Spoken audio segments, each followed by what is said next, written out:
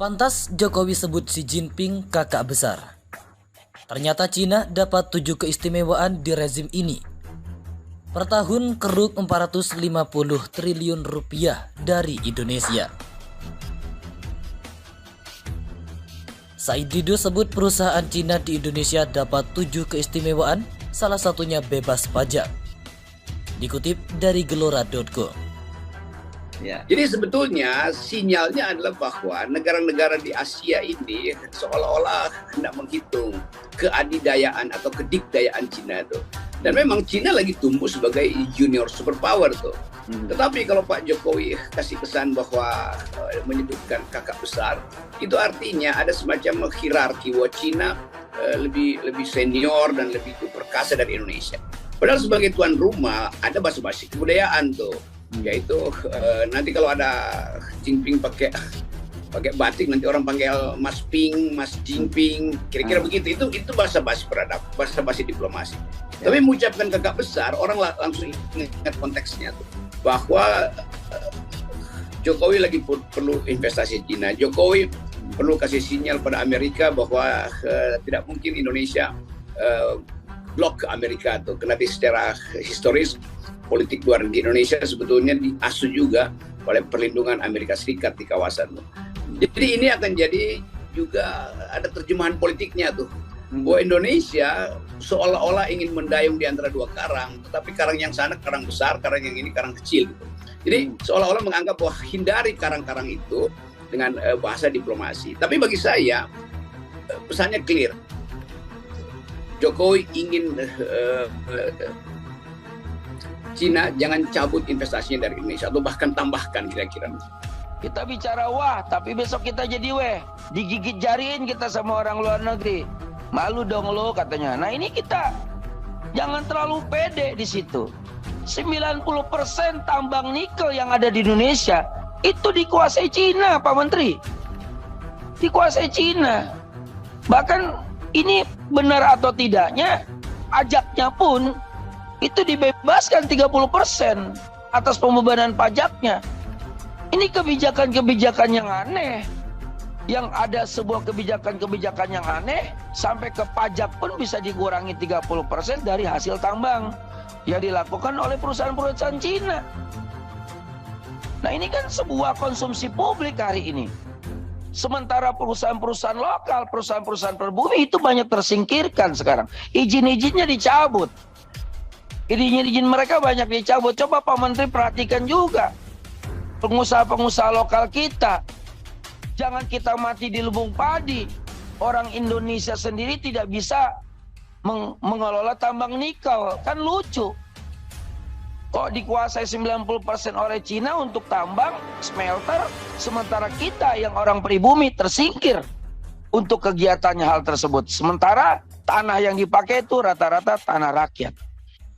Anggota Komisi 7 DPR RI fraksi Demokrat Zulfikar Hamonangan mencecar Menteri Energi dan Sumber Daya Mineral atau ESDM Arifin Tasrif terkait fakta bahwa 90% tambang nikel Indonesia dikuasai Cina. Zulfikar pun menyinggung Cina mengantongi pendapatan 450 triliun rupiah per tahun dari hasil nikel di Indonesia. Mengetahui hal itu, Zulfikar merasa heran. Ia menyebut aneh jika Cina bisa menguasai 90% tambang nikel hingga smelter. Sementara orang Indonesia sendiri atau pribumi tersingkir ketika tanah-tanah yang dipakai tersebut adalah tanah milik rakyat. Menanggapi kabar tersebut, mantan sekretaris Kementerian BUMN Said Didu membeberkan fakta lainnya soal hinggapnya perusahaan tambang Cina di Indonesia. Perusahaan Cina yang menggeruk nikel dari Indonesia itu disebutnya tidak dikenai pajak alias bebas pajak. Selain itu, seluruh pekerja yang dipekerjakan di tambang nikel bukanlah pribumi atau masyarakat Indonesia pada seharusnya, melainkan pekerja asal Cina. Bahkan tak hanya pekerja, mesin yang dipakai hingga lembaga keuangan atau bank yang dipakai juga seluruhnya dari negaranya sendiri. Dengan bahan baku yang diperoleh secara cuma-cuma, kata Said, Cina bisa mengeruk keuntungan yang jauh lebih besar dari tambang nikel di negara lain. Namun, nyatanya keberadaan mereka masih aman dan kegiatan pertambangan tetap berjalan lancar di Indonesia.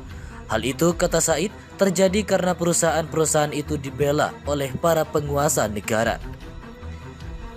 Beli bahan baku dengan harga sangat rendah sehingga bayar royalti murah selalu dibela dan dilindungi oleh penguasa, tulisnya dalam tweet pada Selasa.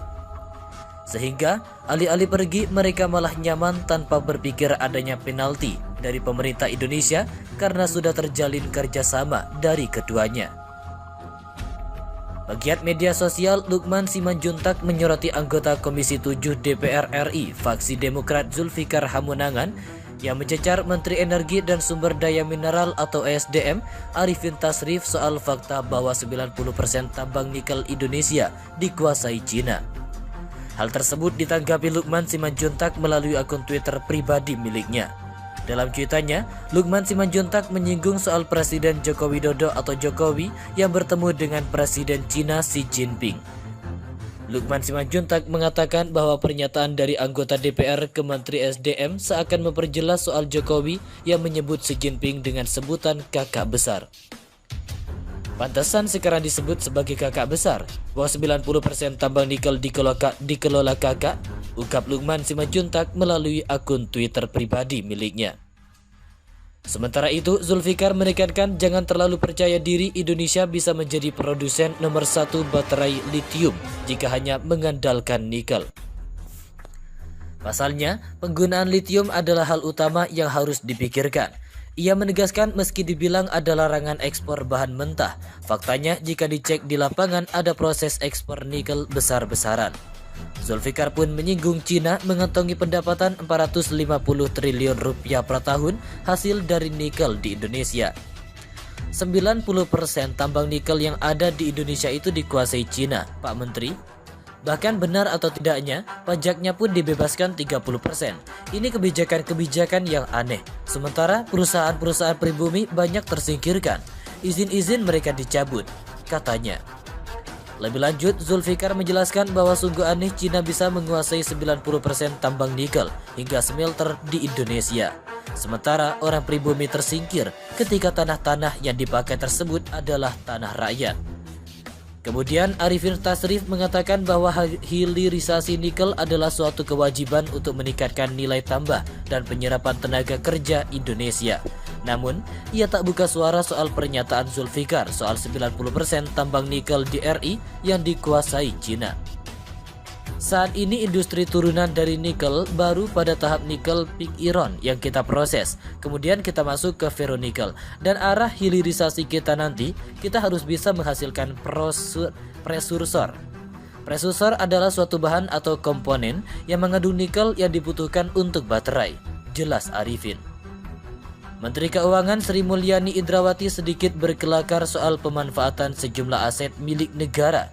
Dia bilang saat ini banyak sekali aset milik negara yang terbengkalai begitu saja dan tidak terurus sehingga lebih dimanfaatkan para tuyul untuk hidup di sana.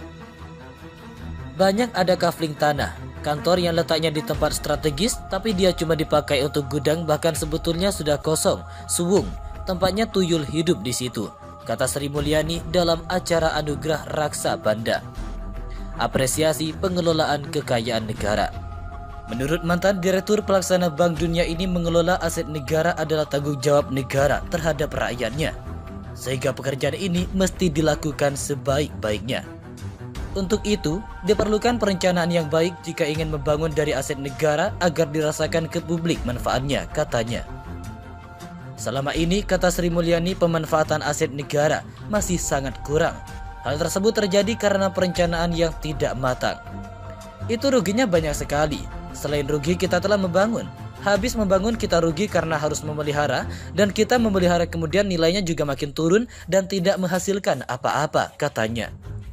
Terima kasih telah mengunjungi channel ini. Mohon pada pihak terkait, pihak yang berwajib dan pihak yang bersangkutan untuk mengklarifikasi kebenaran berita ini. Kami hanya melansir dan memberitakan, Andalah yang memutuskan.